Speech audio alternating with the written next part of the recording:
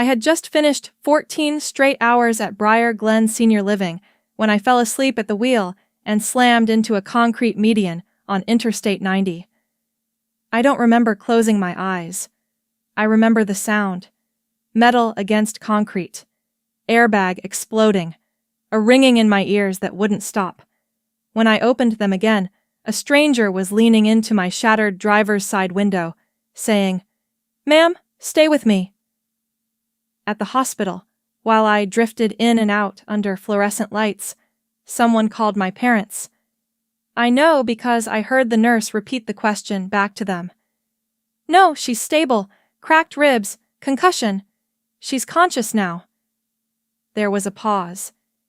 Then the nurse said, "No, it's not life-threatening." Another pause. "All right, I'll let her know." They didn't come. 2 days later, I woke up fully for the first time with an IV in my arm, tape tugging at my skin, and my phone blinking on the tray beside me. 109 missed calls, 63 from my mom, 19 from my dad, 27 from my sister Ava. Not one message asking if I was okay.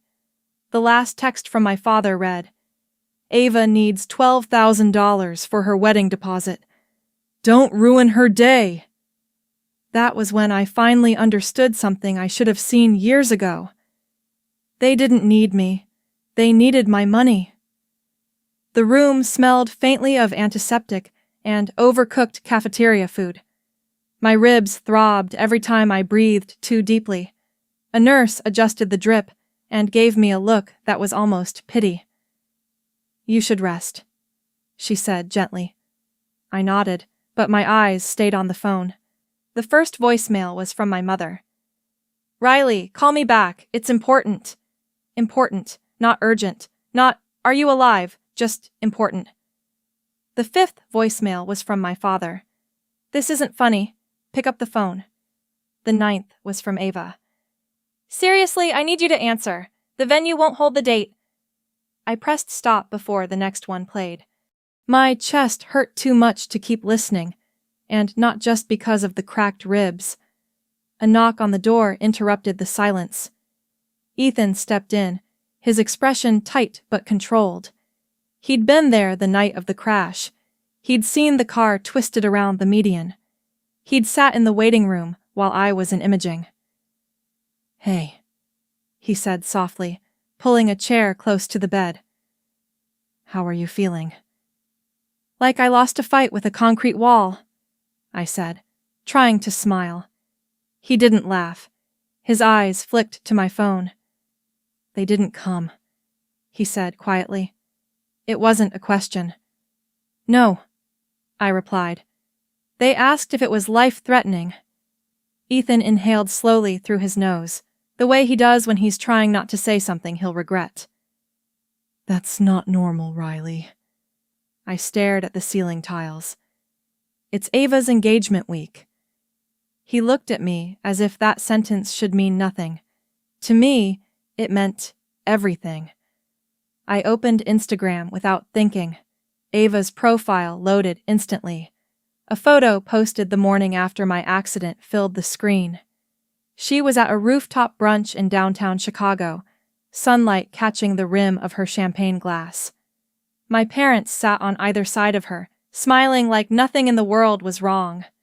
The caption read, "Family time without negativity." I zoomed in on the timestamp, 11:03 a.m. That was the same hour I was being wheeled back from imaging with a concussion. I felt something inside me shift, not anger, not yet, something quieter, colder. "She blocked you again?" Ethan asked gently. "Last year," I said. "I've been checking through yours." He didn't comment on that. I closed the app and opened my banking history instead. My hands shook slightly, but I wasn't sure if it was from the concussion or what I was starting to suspect.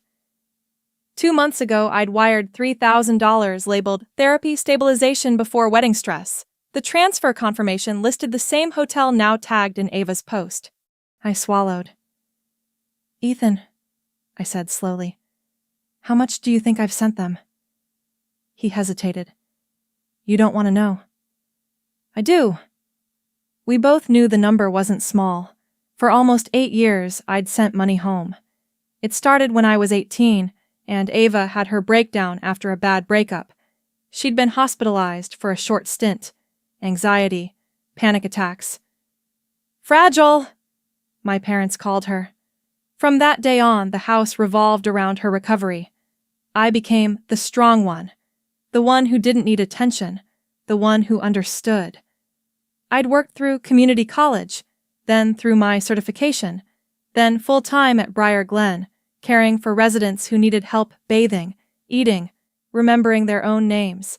60-hour weeks, night shifts, holidays, $400 a month at first, then $1,200, then $1,800, eventually $2,500, because therapy costs went up. I never questioned it. Not really.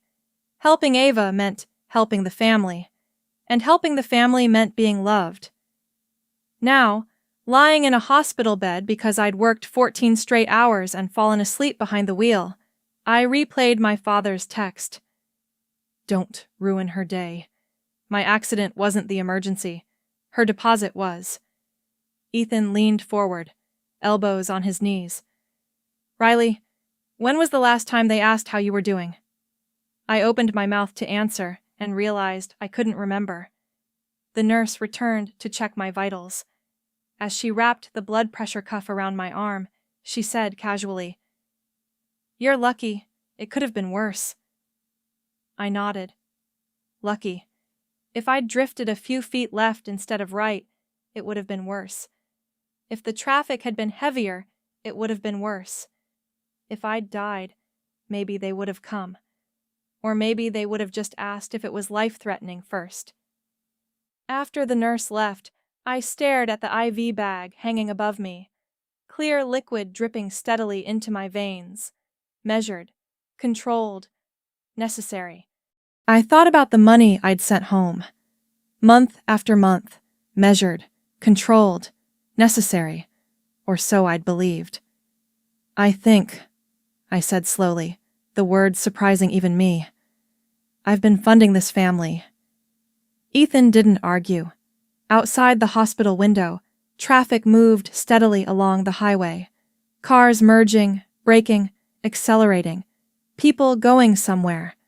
For the first time in years, I felt like I'd stopped. And once you stop long enough, you start to see the pattern. And once you see it, you can't unsee it. I was 18 the first time my family decided I was strong enough not to matter.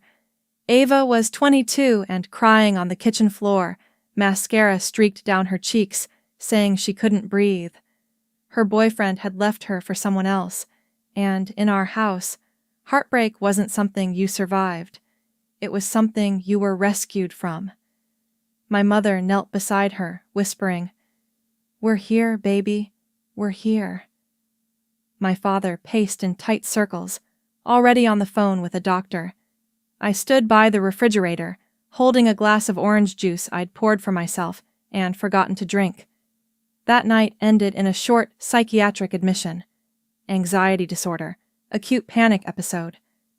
She needs stability, the doctor said. Structure, support. My parents heard something different. She needs everything. In the hospital hallway, my father pulled me aside. His voice was steady, almost proud. "You're the strong one, Riley. We don't have to worry about you." At 18, that felt like a compliment. I didn't understand it was an assignment. When Ava came home 2 weeks later, the house shifted around her. No loud music, no arguments, no stress triggers. My college brochures disappeared from the dining table because talking about change might overwhelm her. My 18th birthday passed quietly that year. I didn't remind anyone. We were at one of Ava's therapy appointments when my phone buzzed with a Facebook notification. "Happy birthday, Riley." I remember staring at it in the waiting room while my parents filled out insurance forms. I told myself it didn't matter. A few months later, my high school graduation ceremony fell on a day Ava was having a setback. She'd woken up crying and said the thought of a crowded auditorium made her chest tighten. My parents didn't come. "We can't leave her alone," my mother said over the phone. "You understand." I always understood. I enrolled in community college that fall. I picked up a part-time job as a CNA at an assisted living facility 15 minutes from campus. I learned how to help elderly residents out of bed, how to spoon-feed someone with trembling hands, how to smile when someone forgot my name for the third time in an hour. The first time my mom asked for money, it felt temporary. "Therapy costs more than we expected," she said. "Just $400 a month until things stabilize." $400 was half my rent in the tiny apartment I shared with 2 other girls, but I wired it without hesitation. If Ava got better, everything would go back to normal. 400 became 1,200 the following year. She needs more sessions. 1,200 became 1,800. Insurance changed. Eventually, when I was working full-time at Briar Glen Senior Living after finishing my certification, the number settled at $2,500 a month. "Therapists don't take Medicaid for her level of care," my dad explained once. "You know how fragile she is." Fragile. That word followed Ava like a halo. By then I was working 60 hours a week, double shifts, night rotations. I ate dinner in the staff break room between call lights. I skipped vacations because unpaid time off meant less money to send home. Every transfer came with a note. For Ava's therapy, for family emergency, for stabilization. My parents rarely asked how my shifts were going.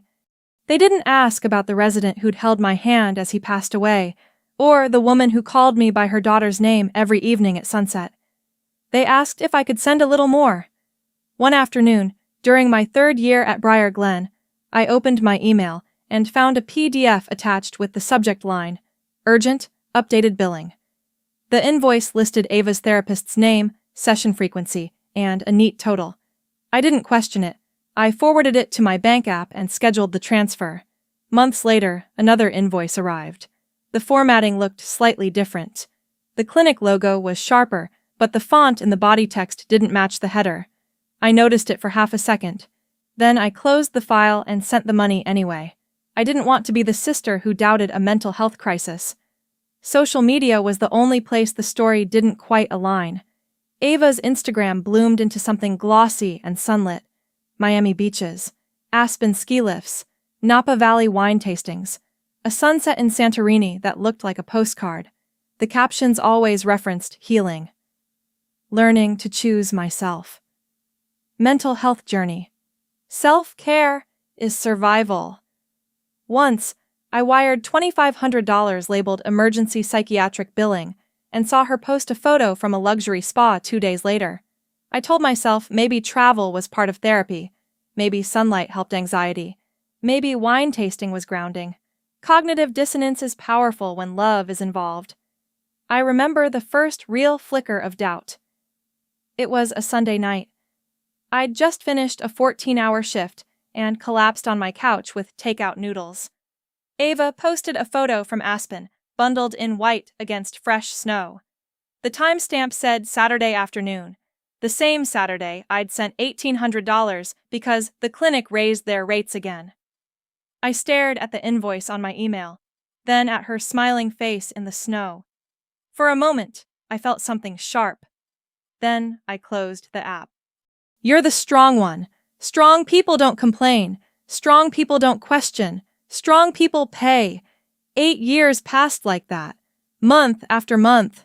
Wire after wire. I watched my savings hover near zero while Ava's feed filled with beaches and rooftops and filtered sunlight. By the time I was 34, the transfers had totaled nearly $290,000. I had never once sat down and added it up. Lying in that hospital bed after the crash, ribs aching, I finally did the math in my head. 400 times 12, 1,200 times 12, 1,800, 2,500, year after year. The number felt unreal. What if Ava was never that fragile? I whispered into the quiet room. Ethan looked up from the chair beside me. What do you mean? I stared at the IV drip hanging above me, steady and controlled. What if she just needed someone to fund her life? The question didn't feel cruel. It felt honest. And once it existed in the room, it refused to disappear. The timeline didn't make sense, and once I saw it, I couldn't stop staring at it. I lay back against the hospital pillows and scrolled through my call log again. The accident had happened on a Thursday night. The hospital had called my parents within the hour. The nurse told me that herself. Ava's brunch photo was posted Friday morning at 11:03. The flood of missed calls started late Friday night. Not when I crashed. Not when I was wheeled into imaging. Not when the doctor explained I had cracked ribs and a concussion. They started when something else happened. I opened my email and searched for the word venue. There it was. An automated message from a rooftop hotel in downtown Chicago, time-stamped Friday at 6:28 p.m. Final reminder, deposit of $12,000 due by Monday to secure event date. The missed calls began at 7:15. I felt my stomach drop. They hadn't been calling because they were scared for me. They were calling because they were scared of losing a booking. Ethan watched my face change. What? I turned the phone toward him. They didn't start calling until after this. He scanned the email and exhaled slowly. Riley. I was in a trauma bay when that reminder went out. My ribs tightened with every breath, not from pain this time, from something sharper. I opened Ava's Instagram again, deliberately. I scrolled past the brunch photo and kept going. Miami, Aspen, Napa Valley, Santorini. Each time I tapped the date, I switched back to my banking app and searched the same week. Transfer. Therapy stabilization.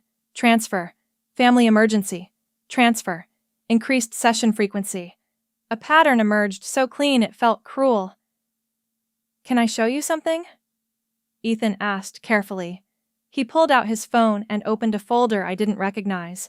Screenshots, PDFs, images of invoices I'd forwarded him months ago, without thinking. Why do you have these? I asked. You sent them to me once when you were venting, he said. I saved them. He opened 2 invoices side by side. Look at the formatting, he said. The clinic logo on one was slightly pixelated. The header alignment on another was off-center. The font in the body text changed mid-sentence on one page. I'd never noticed. Or maybe I had, and I'd chosen not to. They're not consistent, Ethan said quietly. Real billing systems don't randomly change fonts. I felt defensive before I felt convinced. Maybe they updated their template. Maybe, he agreed. So I checked. My heart skipped. Checked what? The clinic name listed here. He turned his phone toward me and pulled up a Google search. The first result was a Yelp page that read, permanently closed. The second was a state licensing page showing the clinic had shut down 18 months ago. The last invoice I'd received from them was dated 4 months ago. My mouth went dry. No, I whispered. Ethan didn't say I told you so. He didn't say anything at all. I remembered wiring $1,800 that same month. I'd been sitting in my car in the Briar Glen parking lot, eating a granola bar before a night shift, telling myself it was worth it if Ava was getting help. She stopped going 2 years ago, I said slowly. Looks like it. I felt something inside me harden. I scrolled further down Ava's Instagram and noticed something else. When I tried to view older posts, a message popped up. User not found. She blocked me, I said. When? 2 years ago. Why? I thought back. 2 years ago was the first time I'd asked her, casually. How are the sessions going? You seem busy.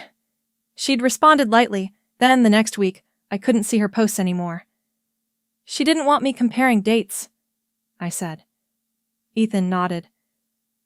And the car insurance, he added gently. I blinked. What about it? You've complained before about how expensive it was. I remembered the texts clearly. Insurance increased again. Rates are insane. Thank you for covering this, Riles. I'd been paying $3,000 a year for her coverage for 4 years. Can you check the policy history? Ethan asked. The idea made my chest tighten. Investigating felt like betrayal, like crossing a line. But hadn't they crossed it first? Okay, I said. Ethan pulled up the state insurance lookup site and entered the policy number from an old email I found in my inbox. We waited while the page loaded. Active. March 2022 to August 2022. Cancelled August 15th. Refund issued to policyholder. That's 5 months, Ethan said. I paid for 4 years. The words barely made it out of my mouth. Refund issued to policyholder. The policyholder was Ava. I felt dizzy, and not from the concussion. She kept it, I said. She canceled it and kept the refund.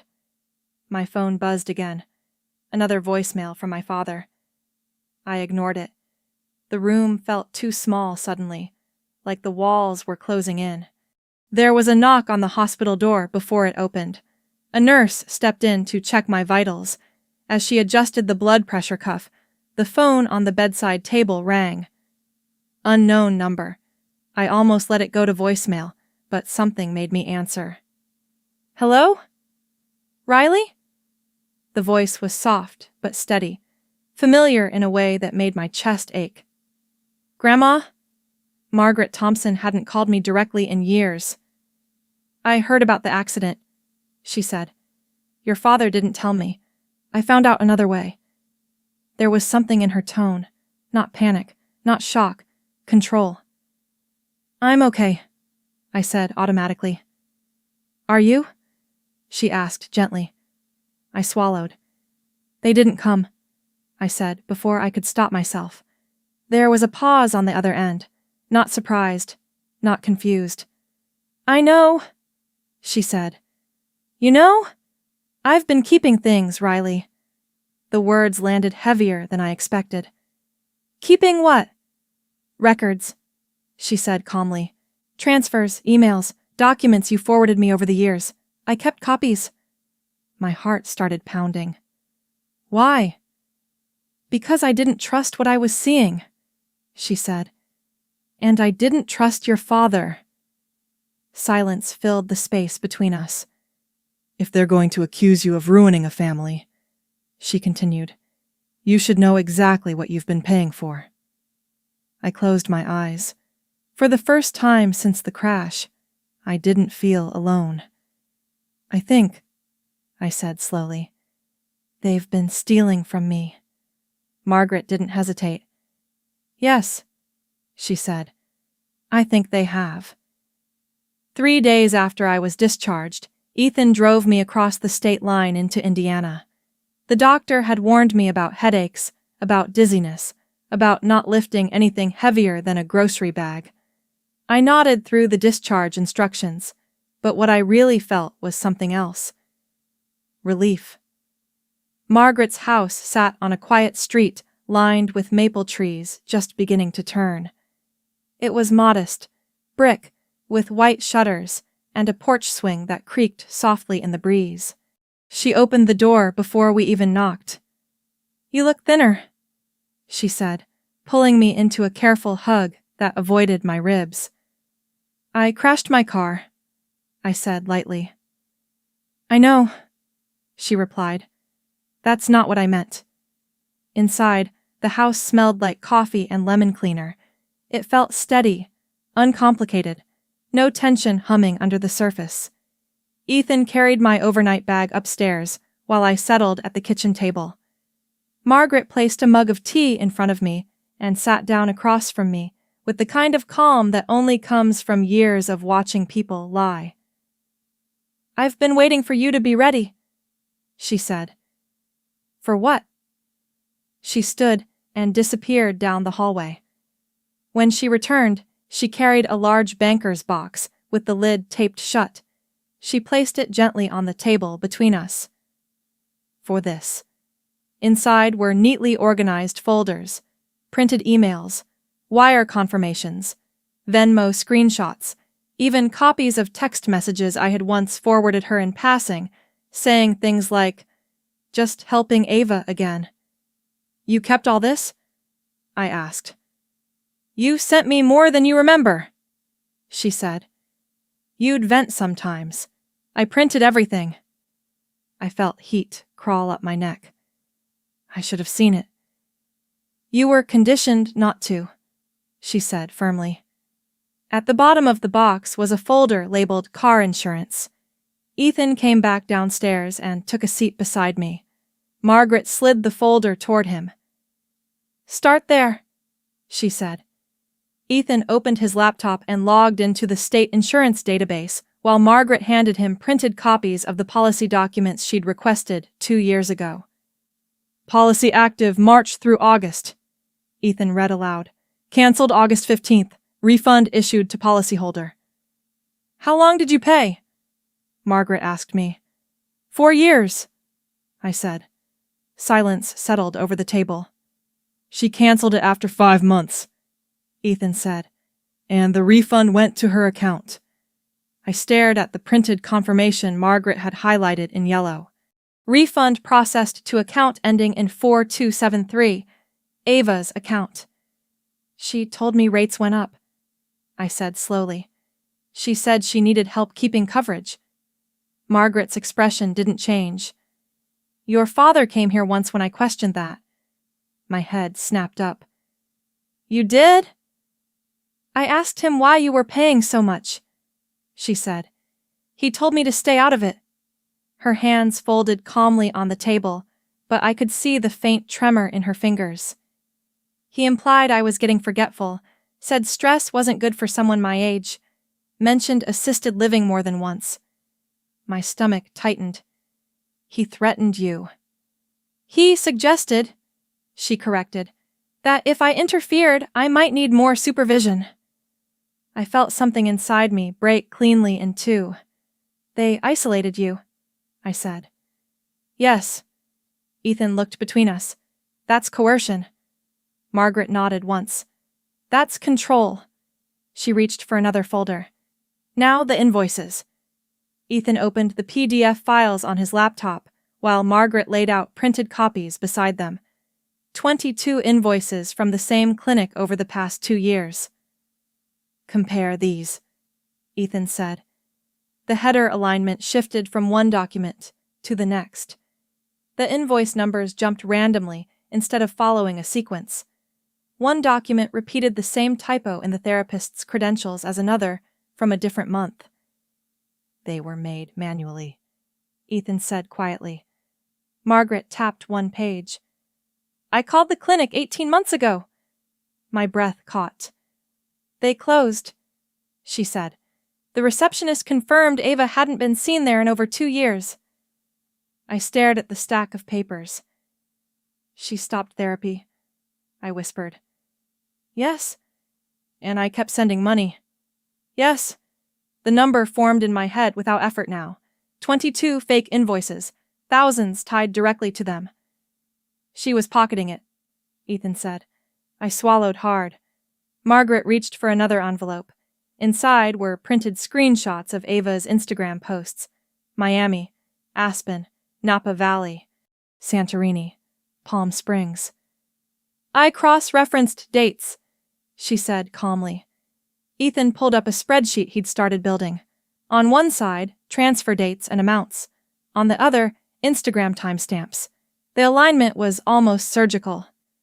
28 trips, Ethan said, during months labeled crisis. I pressed my fingers to my temples. "I paid for those sunsets," I said. Margaret didn't soften the truth.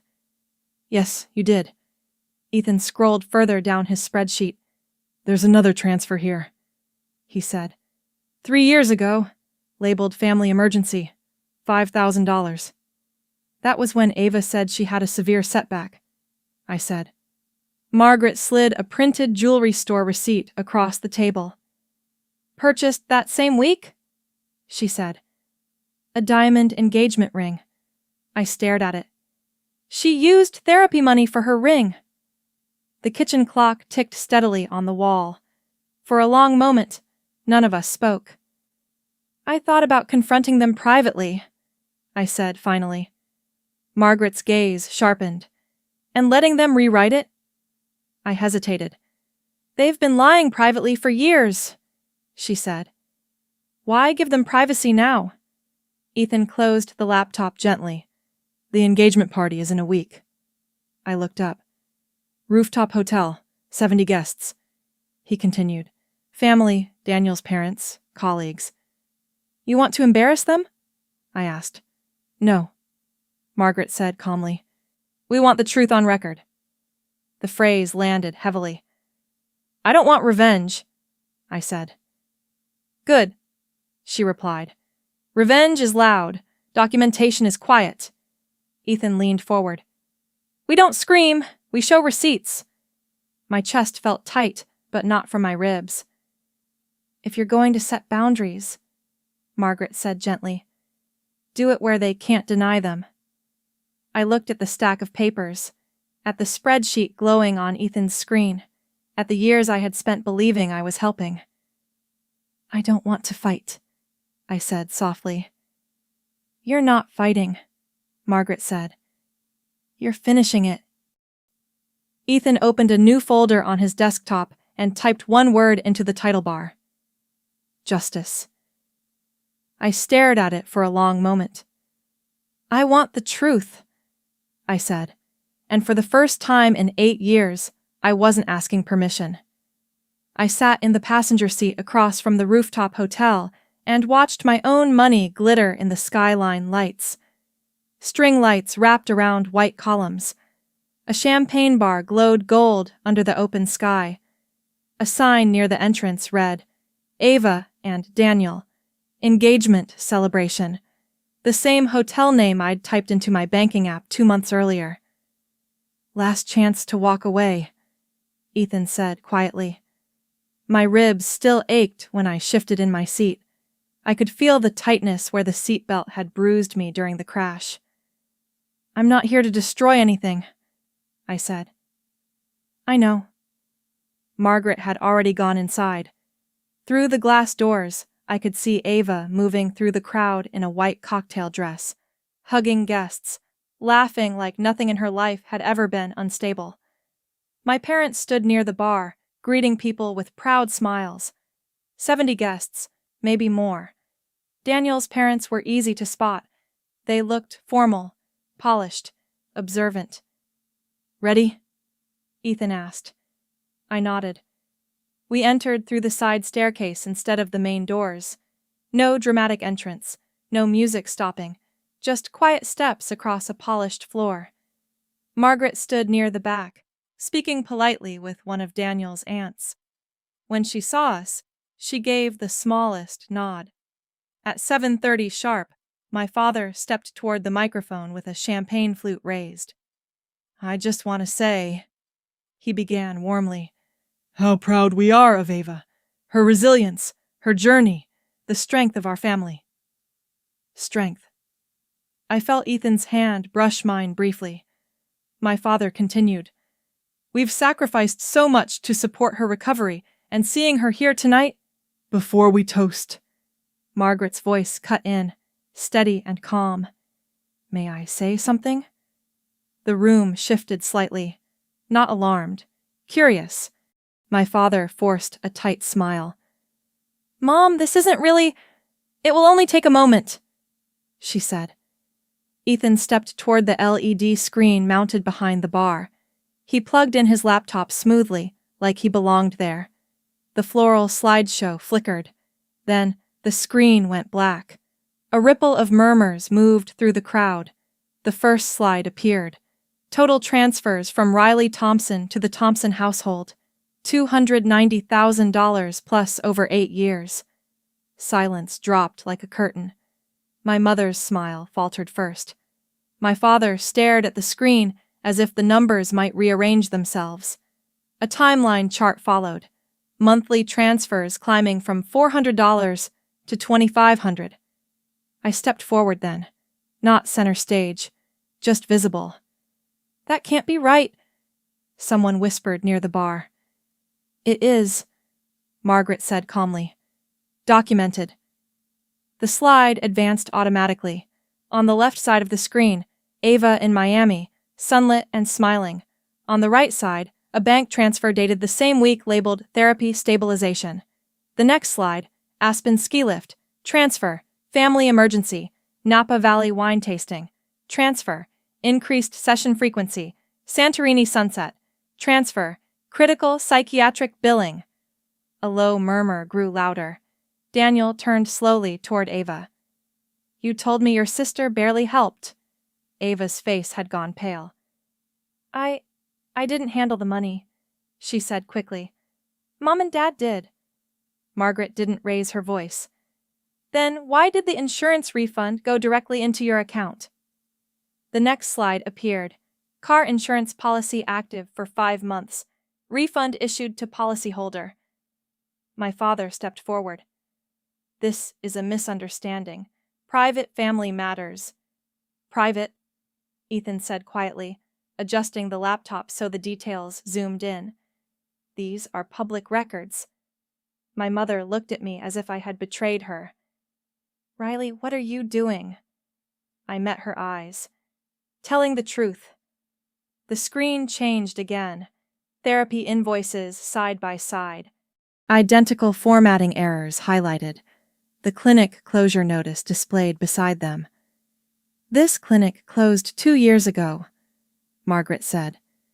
Yet invoices continued. A sharp intake of breath came from someone near the front. Daniel's mother leaned toward him and whispered something I couldn't hear, but his expression hardened. This is an attack, my father snapped. You're humiliating your sister. I felt something steady inside me. I worked 60 hours a week, I said clearly. I crashed my car from exhaustion, and while I was in the hospital, you called me 109 times for $12,000. A few guests looked genuinely confused. She was in the hospital? Someone asked. The final slide appeared, a screenshot of my call log, 109 missed calls. Beside it, the text from my father. Don't ruin her day. Next to that, the hospital admission timestamp. The wind across the rooftop felt colder suddenly. She was on an IV, Margaret said softly, and they never came. Daniel's champagne glass lowered slowly to the table. Is any of this not true? He asked Ava. Tears streaked her face now. I didn't mean for it to look like this, she said. I was under so much pressure. Pressure to what? Daniel asked. My father tried to grab the microphone again. The sound squealed in protest. This is defamation, he shouted. Turn that off. Ethan didn't move. Everything shown is documented, he said calmly. Around us, phones were raised, recording, streaming. I didn't feel triumphant. I felt finished. Daniel removed his engagement ring slowly and set it on the table. I can't marry someone who lies like this, he said. Ava gasped. Daniel, please! And if any of this is criminal, he continued, voice firm now, my firm will review it. A few guests began to leave quietly. Others whispered words I could almost read on their lips. Fraud. Scam. Unbelievable. My mother turned to me, fury replacing shock. You've destroyed this family. I shook my head. No, I said. I stopped funding it. The skyline lights flickered behind us. The music had long since stopped. For the first time in 8 years, the room wasn't revolving around Ava. It was revolving around the truth. The party ended before 8:30. People didn't storm out. They slipped away in clusters, whispering into each other's ears, glancing back at the screen as if it might change. It didn't. By the time the catering staff began quietly clearing untouched champagne glasses, the rooftop felt hollow. My parents stood near the bar like statues that had cracked down the middle. Ava was locked in the restroom. Daniel had left with his parents without looking back. I felt the wind against my face and realized I wasn't shaking. Ethan closed the laptop and unplugged the cable without hurry. Margaret stood beside me, her posture straight, her expression calm. "This didn't have to be public," my father said through clenched teeth. "You made it public when you asked her for $12,000 from a hospital bed," Margaret replied. My mother stepped toward me. "After everything we've done for you," I almost laughed at the phrasing. The script never changed. "You didn't do anything for me," I said quietly. "You used me." Ava burst through the doors then, mascara streaked down her face. "You humiliated me!" she screamed. "No," I said. "You did!" She looked at the remaining guests, searching for allies. There were none left. Phones were still raised. The live stream Ethan had started earlier had continued the entire time. Comments were flooding in faster than I could read. "Justice for Riley," "Receipts don't lie," "Family scam." My phone buzzed in my hand. 10,000 viewers, then 20,000, then more. I didn't feel powerful. I felt visible. Security approached cautiously, unsure which side required removal. "We're leaving," Ethan said calmly. As we walked toward the exit, my father's voice followed us. "You've destroyed your sister's future." I stopped just long enough to turn back. "She destroyed her own," I said. The drive back to Indiana was quiet. My phone wouldn't stop vibrating. Notifications stacked on top of each other, messages from strangers, co-workers, distant relatives who had never once asked how I was doing before tonight. Ethan glanced at the screen once. "It's spreading," he said.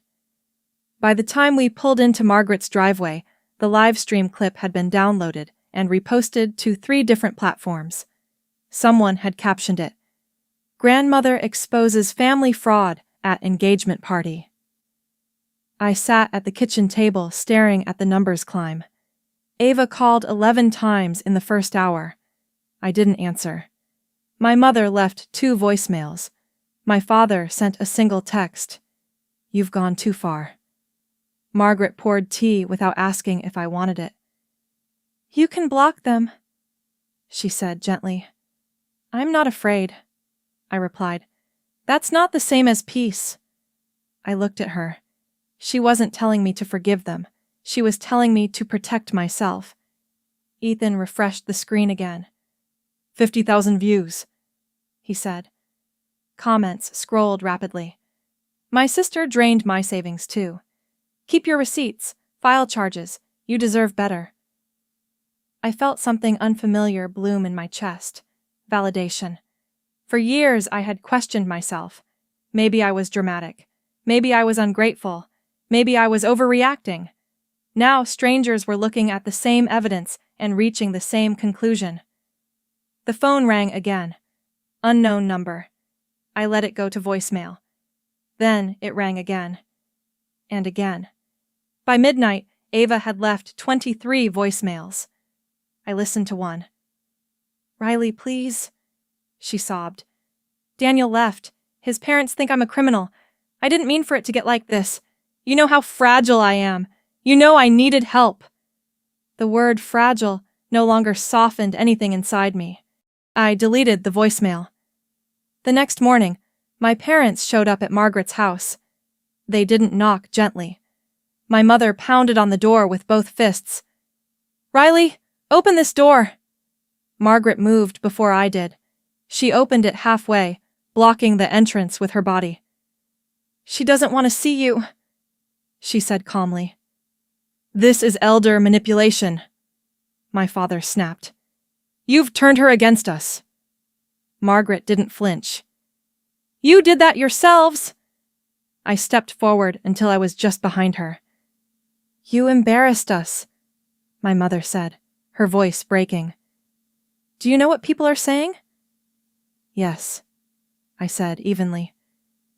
"They're saying the truth." My father tried to push past Margaret, but Ethan appeared behind me, solid and steady. "You've made your point," my father said. "Now stop this circus." "This isn't a circus," I replied. "It's documentation." My mother's expression shifted from anger to accusation. "You're tearing this family apart." I felt the words land and slide off. "I didn't tear anything apart," I said. "I stopped paying for it." There it was again, the line that had formed naturally on the rooftop. My father stared at me as if he didn't recognize me. "You owe us," he said. The sentence sounded smaller in daylight. "I don't owe you my life," I replied. Silence fell between us. Margaret closed the door gently but firmly.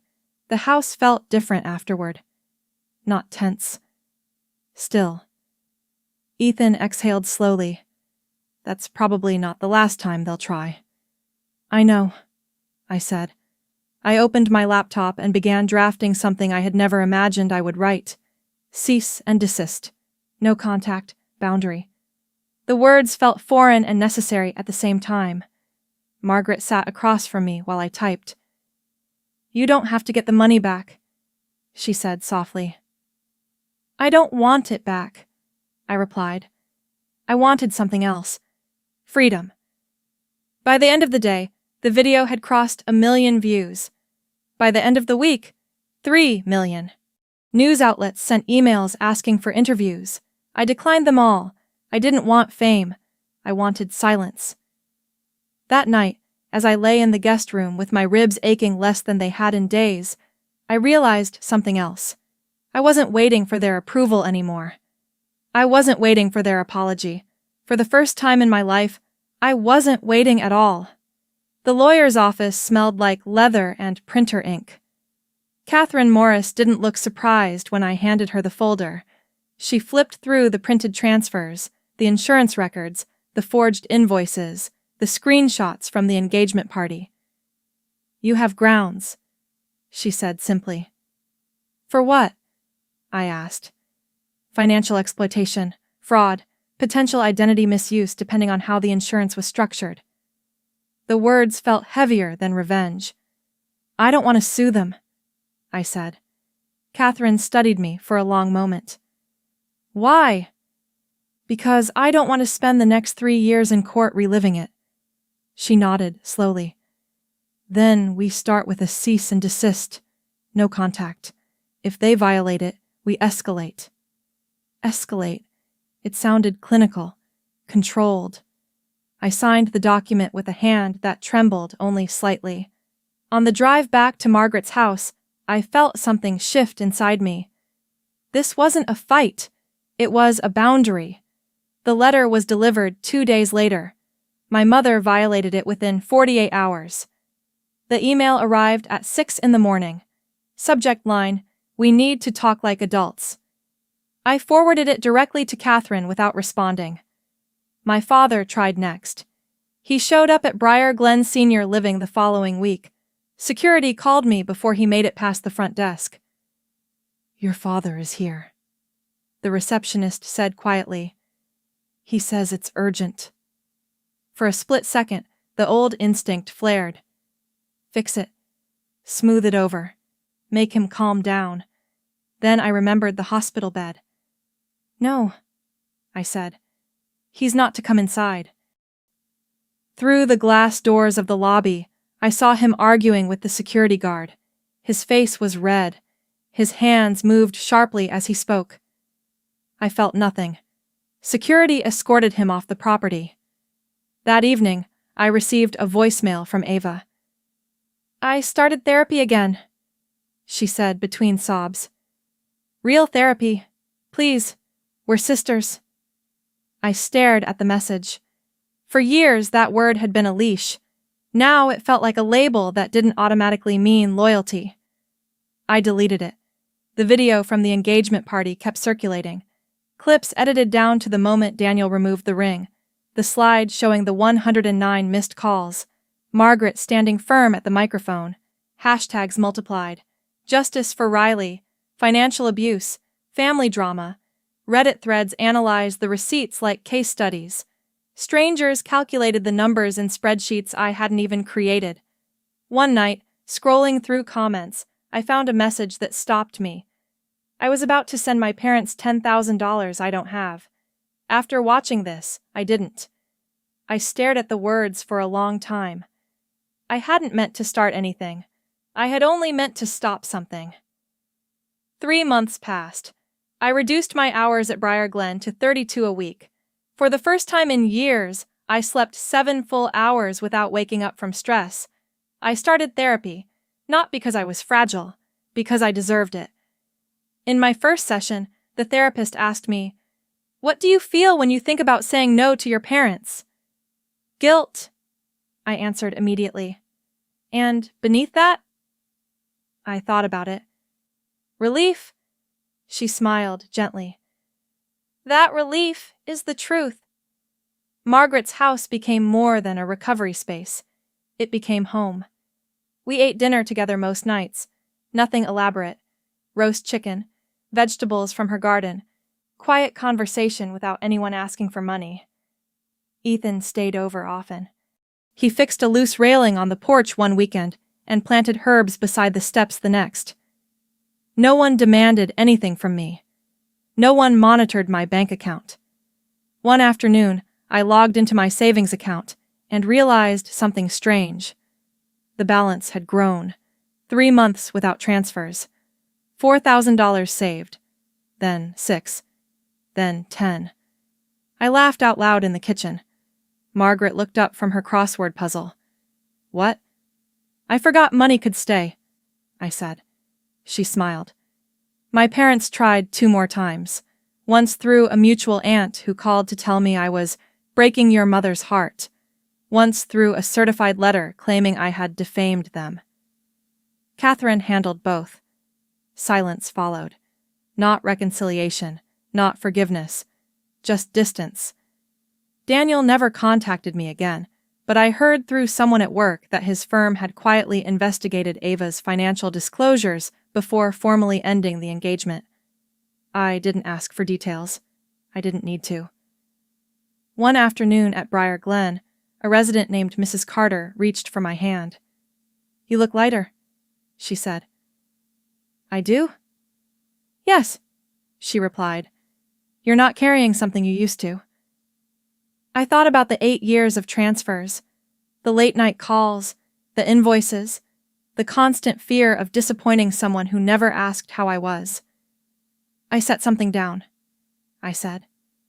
That night, lying in the guest room with sunlight filtering through the curtains, I realized the most important thing. I wasn't angry anymore. Anger had fueled the confrontation. Clarity was fueling the rest. I didn't need revenge. I needed distance. And for the first time in 34 years, I wasn't the strong one. I was the protected one. The first night I slept without checking my phone felt strange. For years, my evenings had ended the same way. One last glance at my bank account. One last check for a text from my mother. One last calculation in my head about what I could afford to send next month. Now, the silence was clean. No missed calls. No urgent subject lines. No, "We need you."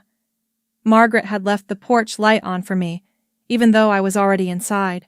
It cast a soft glow across the garden, where tomatoes and basil were still growing despite the shifting season. I stood at the kitchen sink and watched the reflection of that light on the window. For a long time, I believed my worth was measured in sacrifice, in how much I could endure, in how much I could give without complaint. I thought love meant depletion. I thought being the strong one meant staying quiet. But strength without boundaries isn't strength. It's compliance. 3 months after the engagement party, I went back to Briar Glen full-time by choice, not obligation. 32 hours a week, no double shifts unless I wanted them. I packed real lunches. I took my breaks. One afternoon, a resident's granddaughter visited from out of state. She hugged her grandmother tightly before leaving and whispered, "I'll call you every Sunday." I felt something shift in my chest. Promises made freely feel different than obligations forced. That night, I opened my savings account again. The balance had grown to over $15,000. Not because I worked harder, because I stopped leaking. Ethan sat beside me on the couch, his arm resting along the back cushion. "You ever think about what you want now?" he asked. The question startled me. What do I want? For years, that hadn't been relevant. "I want to travel," I said slowly. "Not to prove I'm healing, not to post about it, just to see something new." He smiled. "Then we will." Margaret overheard us from the kitchen. "Go somewhere with water," she called out. "It changes your perspective." I laughed. The word family used to tighten my shoulders. Now it looked different. It looked like Margaret setting out an extra plate without being asked. It looked like Ethan holding my hand when my ribs still ached in the middle of the night. It looked like a house where no one measured my value in dollars. My parents never apologized. They sent one final letter through their attorney claiming I had exaggerated events. Catherine responded with documentation. Silence followed. Ava's social media accounts went private. I heard through distant relatives that she had moved to another city. I didn't chase updates. Closure doesn't require their cooperation. One evening, as I was finishing a shift at Briar Glen, a 6-year-old boy visiting his great-grandmother looked up at me and asked, "Are you happy?" The question was so simple, it caught me off guard. I thought about the crash, the hospital room, the 109 missed calls, the rooftop lights, the ring placed quietly on a table. I thought about the cease and desist letter, the first therapy session, the growing savings account. "Yes," I said. And for the first time, it wasn't something I said to make someone else comfortable. It was true. People online still message me sometimes. Strangers who watched the live stream. Women who say they've been funding a sibling's recovery for years. Sons who say their parents treat them like an emergency fund instead of a child. They always ask the same question. How did you do it? The answer isn't dramatic. I kept receipts. I told the truth, and I stopped paying for a version of family that only existed when my bank account was open. You don't have to expose anyone publicly to reclaim yourself, but you do have to decide that your life is not a resource for someone else's manipulation, that your exhaustion is not proof of love, that guilt is not the same as loyalty. I used to think I was the problem, the dramatic one, the ungrateful one, the negativity in someone else's brunch caption. Now I know something different. I wasn't the drama. I was the boundary they didn't expect. If any part of my story feels uncomfortably familiar to you, if you've ever felt like the family ATM or the strong one who doesn't get to fall apart, I hope you take this with you. You are not selfish for protecting yourself. You are not cruel for saying no. And you are not alone. If this story resonated with you, stay. There are more stories like this here. Stories about betrayal, about hidden manipulation, about revenge that isn't about destruction, but about dignity. Share your experience in the comments if you're ready. Someone else might read it and realize they're not crazy. And if you want more stories about setting boundaries, exposing the truth, and reclaiming your power, subscribe and stay with us. Sometimes the bravest thing you can do isn't fighting harder. It's finally choosing yourself.